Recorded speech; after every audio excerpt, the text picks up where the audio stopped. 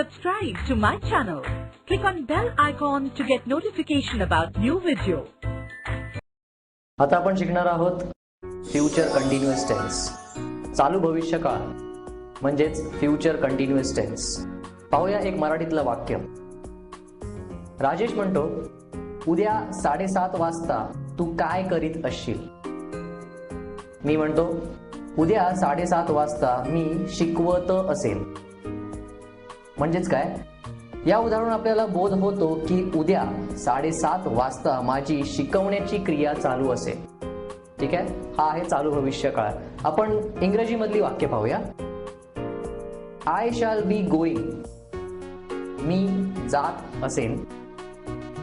He will be working, तो काम करत असेल.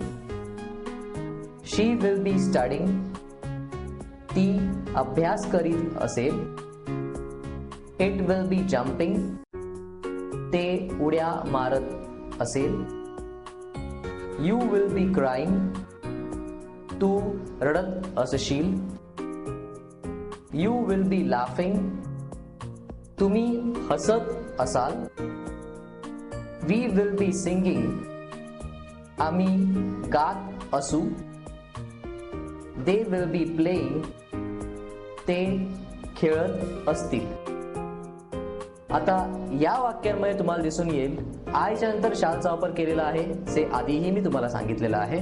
आणि शालच्या नंतर सगळ्या ठिकाणी बीचा वापर झालेला आहे, कारण शाल नंतर आपण क्रियापदाचं मूळ रूप वापरतो, जो फ्युचर टेन्सचा गुणधर्म आहे. आणि त्याच्या पुढे मुख्य क्रियापदाला आयएनजी हा प्रत्यय लावलेला आहे, कारण आपण चालू भविष्यकाळ शिकत आहोत. क्रिया आपल्याला चालू आहे असं दाखवायचं आहे, म्हणून आयएनजी सगळीकडे वापरला आहे. आता आपण पाहणार आहोत वाक्याचे 4 प्रकार. मी जात असेन. I shall be going. मी जात असेन का? Shall I be going. मी जात नसेन. I shall not be going. मी जात नसेन का? Shall I not be going. तर हे होते वाक्याचे 4 प्रकार. आता वळूया नियमांकडे. हा भविष्यकाळ असल्याने यात विल बी आणि शॅल बी येते. यात एक शब्द भविष्यकाळातील चालू वेळ दाखवतो व एक शब्द क्रिया दाखवतो. ज्या क्रियापदाच्या शेवटी त लागलेला असतो तो क्रियापद. नियम असा आहे, जेव्हा भविष्य काळामध्ये एखादी क्रिया चालू असते तेव्हा आपण ती चालू क्रिया व चालू वेळ दाखवण्यासाठी चालू भविष्यकाळ वापरतो. We talk about an activity or event going on at a particular time or over particular period in the future. आपण हे डायग्रामच्या स्वरूपात सुद्धा पाहणार आहोत. उदाहरण बघा. I will be teaching more about that topic in my next lecture. बघा, आज आणि उद्या. आज दुपारी 12 वाजता, उद्या सकाळी 7 वाजता, 7:30 आणि 8. समजा मी 7 वाजता शिकवायला सुरुवात केली. माझा तास आहे 7 ते 8च्या दरम्यान. मी इथून सुरुवात केलेली आहे, शिकवत 7:30 वाजलेले आहेत. पुढेही ते कंटिन्यू होणार 8 वाजेपर्यंत. ठीक आहे. वाक्य बघा.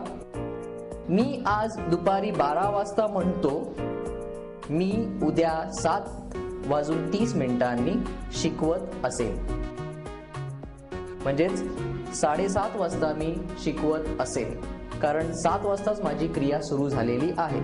म्हणजे ही चालू क्रिया दाखवण्यासाठी मधली याच्यासाठी मी चालू भविष्यकाळ वापरतो. मी शिकवायला 7 वाजता सुरू केलं असेल व 8 वाजेपर्यंत मी शिकवत असेल. हे झालं चालू भविष्यकाळाचं उदाहरण.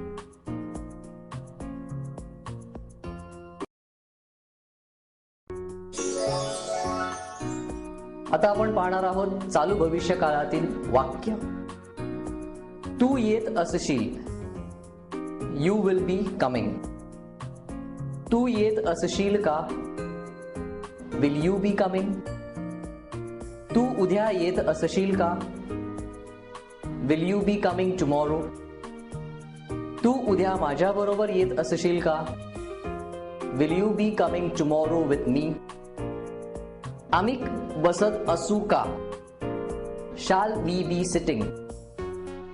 आम्ही उद्या 7 वाजता विमानात बसत असू का? Shall we be sitting in aeroplane tomorrow at 7 o'clock? तो कोठे जात असेल? Where will he be going? तो का जात असेल? Why will he be going? तो कोठे जात असेल? Where will he be going? ती काय करत असेल? What will she be doing? तू खेळत नसशील? You will not be playing? तू खेळत नसशील का? Will you not be playing? तू का खेळत नसशील? Why will you not be playing? ती खेळत नसेल का? Will she not be playing? तू अभ्यास करीत नसशील का? Will you not be studying? तू का अभ्यास करीत नसशील? Why will you not be studying? तो नाचत नसेल का? Will he not be dancing? तो का नाचत नसेल? Why will he not be dancing?